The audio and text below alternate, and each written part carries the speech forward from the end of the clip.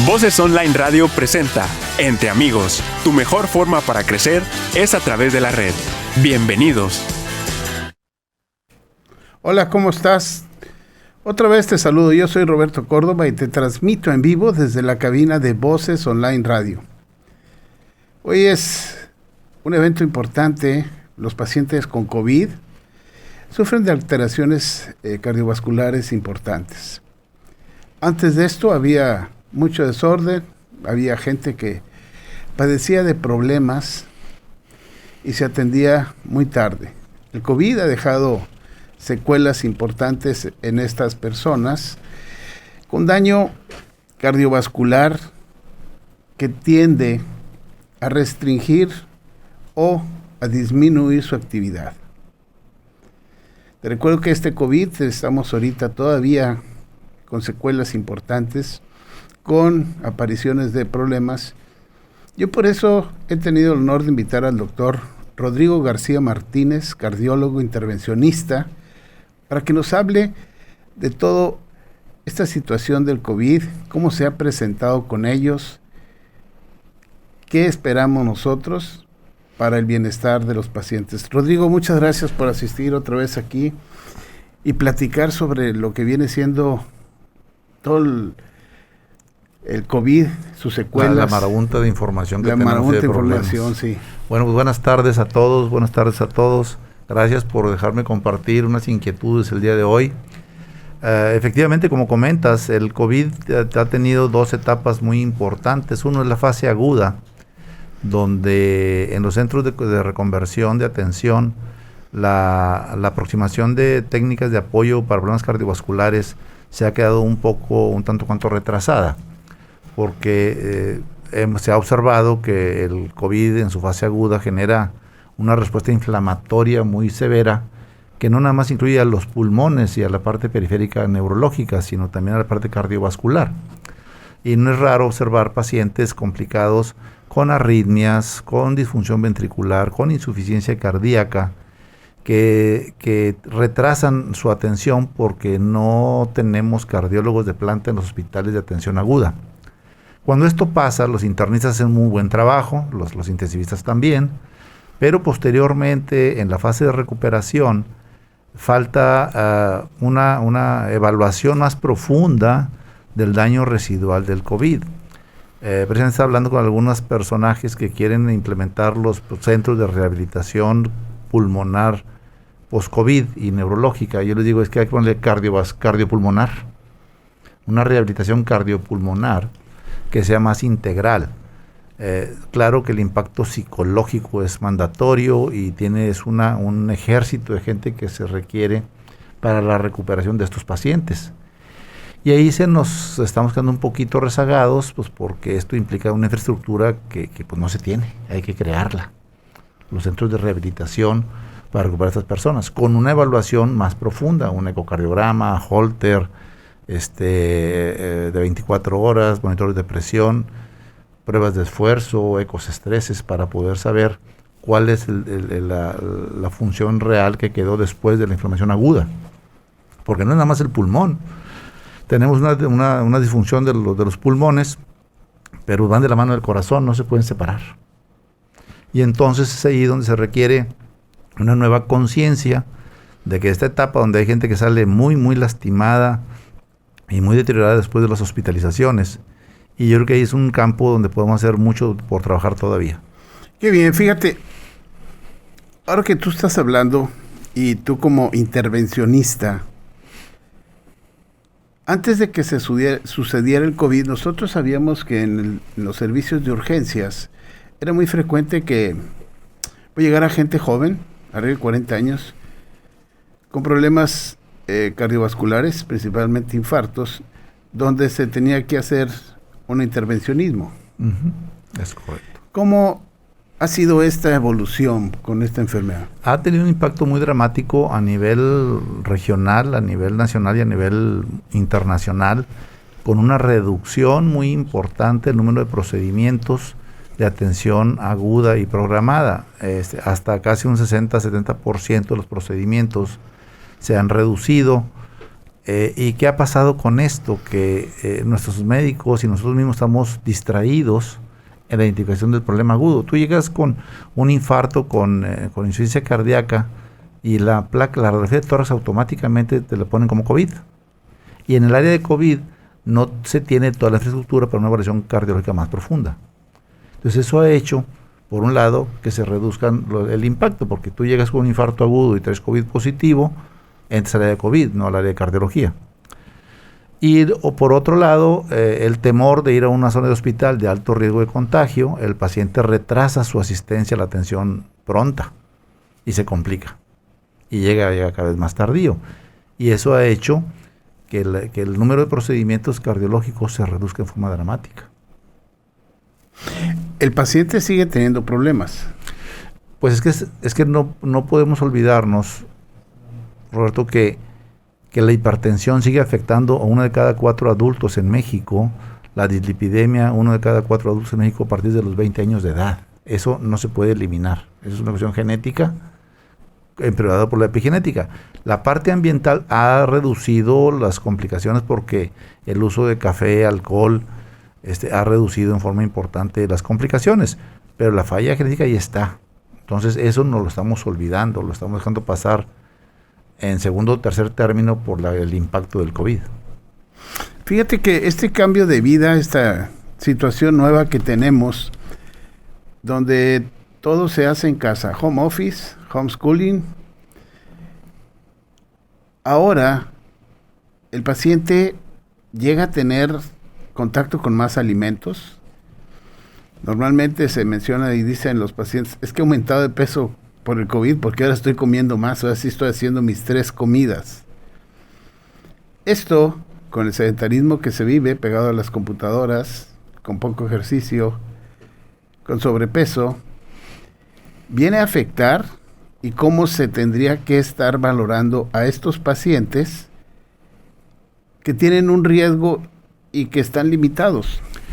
Sí, ahí tenemos que seguir trabajando en la educación del público, en que los riesgos cardiovasculares siguen estando presentes y el COVID es un agregado gravísimo, pero la base de la patología ahí está. Entonces tenemos que seguir insistiendo en una educación poblacional, preventiva, de mantener algo de actividad física, que podemos hacerlo en casa, ¿sí? Y evitar la sobrealimentación en casa, pero la actividad física la podemos hacer ahí mismos, con calistenia, ejercicios de yoga, lo que sea.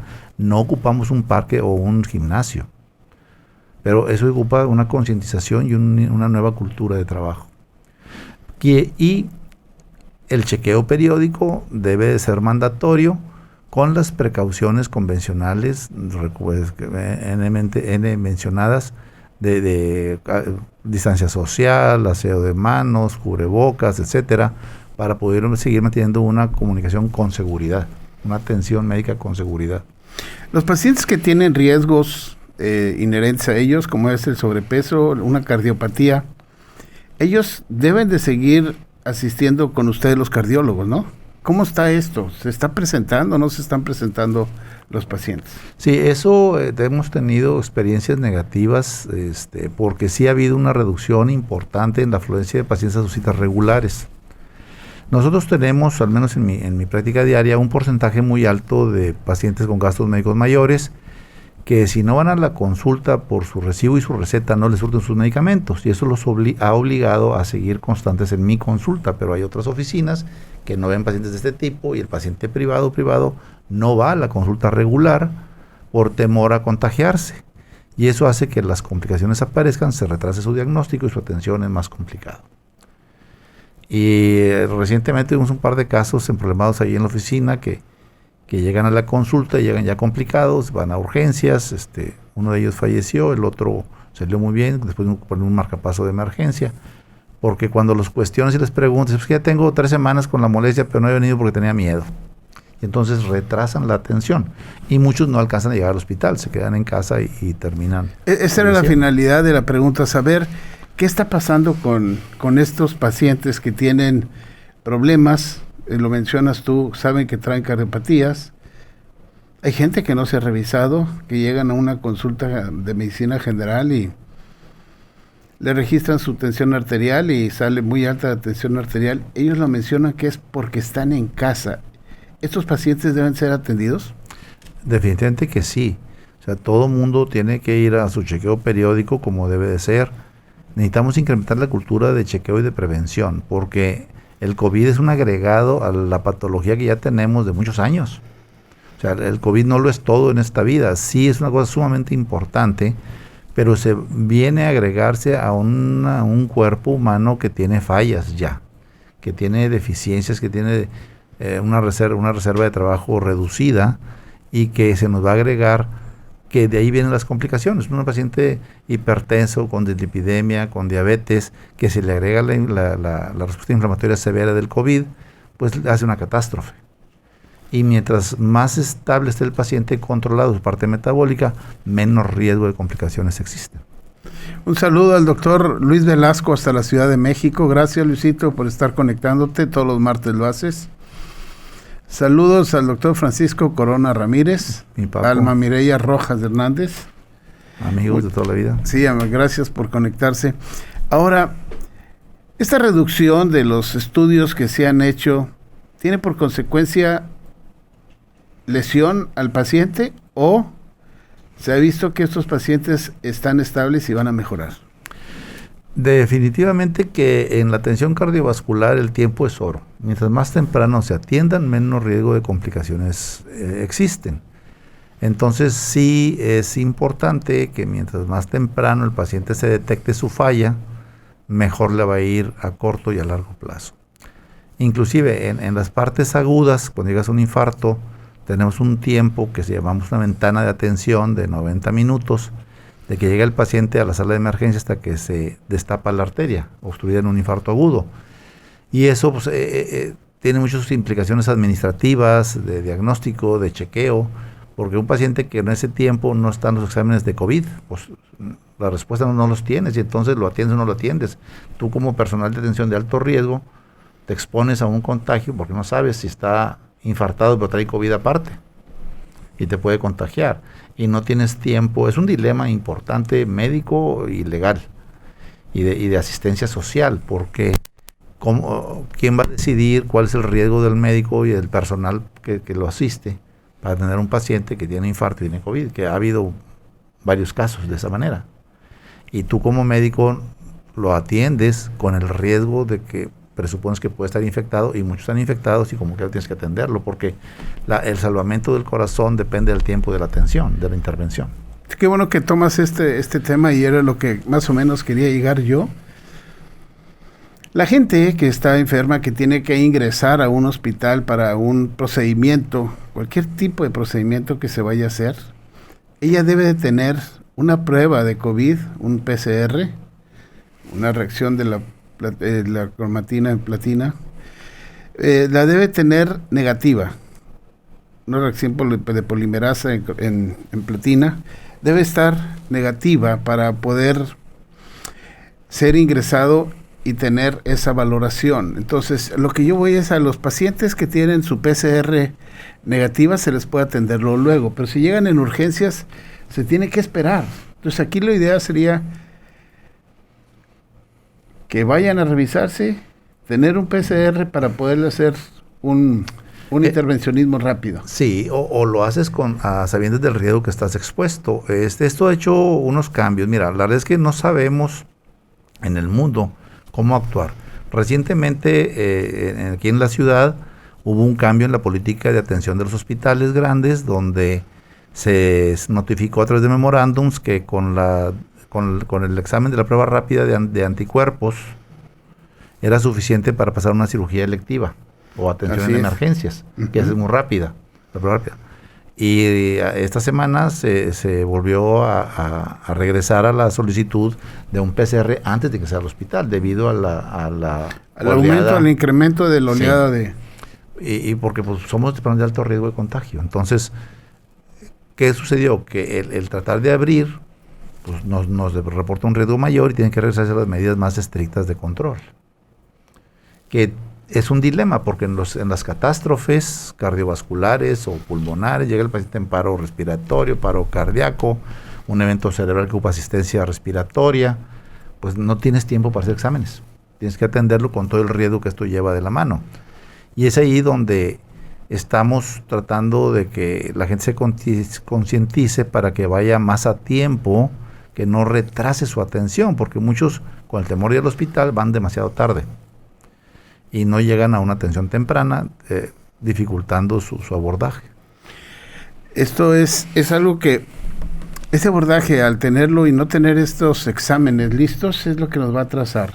La sugerencia es, si tengo yo algún problema, si tengo una revisión y no me he hecho mi valoración adecuada, pues sería acercarme a la consulta previamente para, si es necesario, hacerme un intervencionismo, ubicar ya esta prueba y que se haga con toda seguridad. Seguridad del paciente y del familiar y de los equipos médicos, que pues también somos una zona de un grupo de gente de alto riesgo que también tenemos que cuidarnos. Entonces, todo esto implica mayor retraso, tiempo, dinero, pero es necesario. O sea, no podemos omitir esto porque depende de todos nosotros como equipo. Sí, esta reacción en cadena de la polimerasa, el PCR, pues debe de estarse haciendo ya de nuevo para hacer una intervención. ¿Qué recomiendas tú a la población en general?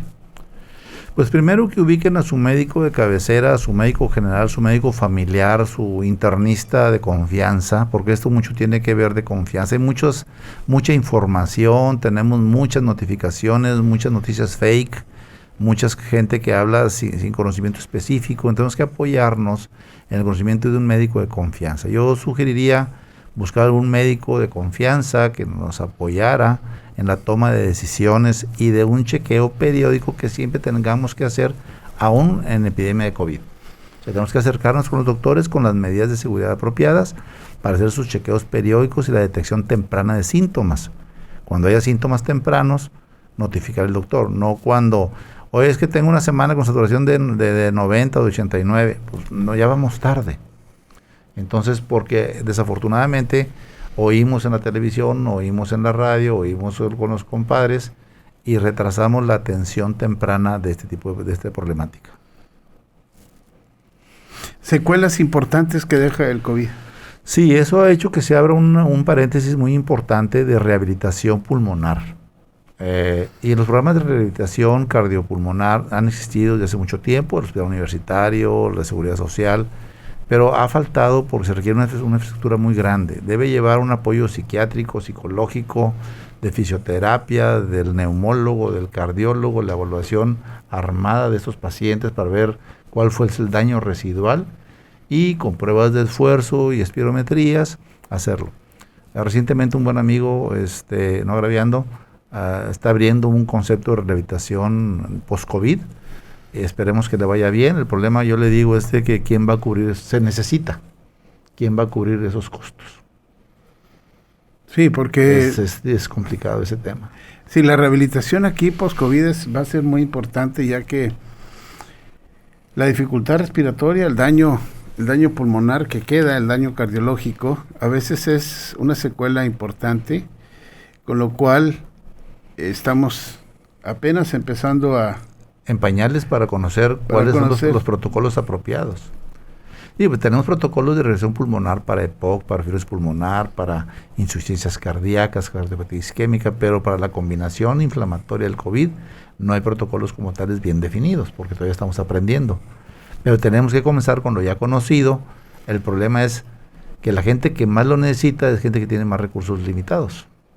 Y entonces es difícil el acceso a este tipo de atenciones, que cada vez se hace más necesario porque hay personas que quedan sumamente lastimadas y dañadas y discapacitadas.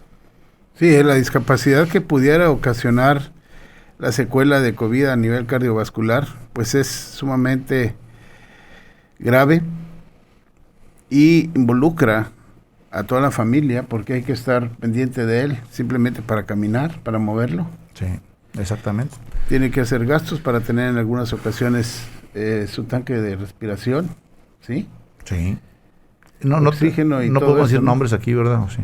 Pues sí, si quieres. Es que, por ejemplo, el director del Metropolitano, el doctor Sergio Galán, es uno de los pioneros con esas inquietudes de organizar equipos para rehabilitar. Como es una zona de alta concentración, él está muy consciente de las necesidades de programas completos de rehabilitación para que esto funcione.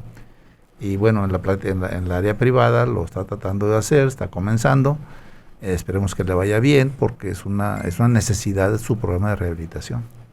En una institución, pues la complejidad administrativa es difícil de manejar. Qué bueno que el doctor Sergio Galán está iniciando este manejo de pacientes post-COVID con daño importante y para su rehabilitación. Ojalá y se tenga un avance, ojalá y esto funcione bien para todos estos pacientes. Y recordar que es una evaluación integral de todo el organismo, no es nada más los pulmones, es la parte muscular periférica, es la parte de neuropatía periférica, es la parte nutricional. Hay personas que quedan con un déficit nutricional importantísimo y una atrofia muscular bastante severa, que eso nos dificulta la respiración, no nomás el pulmón, sino los intercostales que se quedaron atróficos. Y en eso hay que rehabilitarlos. La rehabilitación física convencional debe de ir de la mano también. A veces no tenemos el conocimiento de toda esta lesión que se tiene y es, como tú mencionas, simplemente los músculos intercostales que son involuntarios para nuestra forma de sistema nervioso, nosotros no nos podemos manejar, es una forma automática, pues que queden dañados y que el estímulo se esté dando y no se pueda tener este bombeo para oxigenación, pues va a dañar severamente al paciente. Y esto es lo que hay que empezar a ver hacia un futuro de todo el daño que se pudiera tener en rezago en cuanto a una buena rehabilitación. Sí, ahora es una tarea secundaria bastante importante para nuestras autoridades y para todos como nosotros como equipo médico, de tratar de reparar el daño. Ahora que tenemos menos intensidad en la fase aguda y estamos teniendo sus repuntes, pero no tan graves como los teníamos antes, tratar de recuperar a la gente que ha sobrevivido y que queda con una discapacidad moderada a severa, y afortunadamente muchos se recuperan en forma espontánea y no ocupan ningún tratamiento específico, pero un gran porcentaje sí requiere un apoyo más sofisticado con un equipo de atención más completo. Dice Nelly Garza, un abrazo al doctor Rodrigo García. Gracias. Deveni de León nos manda a saludar. Santiago Montaño, saludos y felicitaciones por la plática. Tema actual interesante. Sí, es un tema actual en el cual pues apenas estamos abriendo esto de la rehabilitación, de la falta de intervencionismo cardiológico por la secuela, por el no estar atendiéndose los pacientes y que llegan en algunas ocasiones pues muy graves con un deceso o una terminación que no quisiéramos nosotros, y por lo cual pues se recomienda estar en contacto con su médico. Con su médico de cabecera, que no lo omitan, que aún y con temor que es real, si tomamos las medidas sanitarias de precaución recomendadas por nuestras autoridades de salud, podemos hacer una vida de revisión médica prácticamente normal. O sea, no se incrementa el riesgo de contagio por su revisión médica periódica, porque las enfermedades de base son independientes de la fase aguda del COVID. Perfecto. Muy bien. ¿Algo más para terminar, Rodrigo?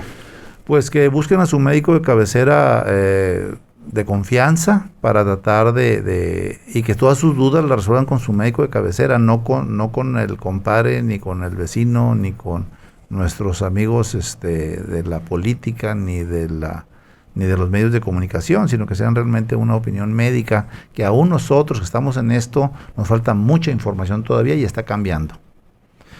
Hay un problema muy importante de gente que ya está vacunada con dobles vacunas, se infectan, pues se les olvida que la vacuna no evita la infección y no evita que estando vacunado que puedas transmitir el virus. Y pensamos con un exceso de confianza que tenemos una capa de Superman para el contagio del virus, y eso ha hecho que tengamos muchos descalabros porque se nos olvida que la vacuna nos ayuda, pero no evita el contagio. Así es, Rodrigo, pues se les recuerda el uso de cubrebocas, la sana distancia, el lavado de manos y el evitar aglomeraciones, el evitar lugares donde estén muy aglomerados, porque habrá gente que cree que no tiene ningún problema y se quita el cubrebocas y empieza algo de contaminación. Entonces aquí es muy importante seguir cuidándonos. No hemos salido, y ¿cuánto tiempo más va a pasar? No lo sabemos. No lo sabemos, pero tenemos que seguir con las medidas de restricción, de cuidados importantes. Así como terminamos este programa, la dirección a cargo del ingeniero Benjamín Rivera, el audio control por Alex Rivera, un servidor Roberto Córdoba ha estado con ustedes. Te recuerdo que nos veas en nuestro canal de YouTube, Doctor Córdoba Entre Amigos, para que sigas todos estos programas que estamos subiendo para ti. Doctor Rodrigo, nos despedimos. Pues muchísimas gracias por esta oportunidad que nos das de comentar estos conceptos y a sus órdenes, y muchísimas gracias a todos. Gracias, ingenieros. Que tengan una buena tarde. Hasta pronto. Voces Online Radio presentó Entre Amigos. Tu mejor forma para crecer es a través de la red. Escúchanos en la próxima emisión.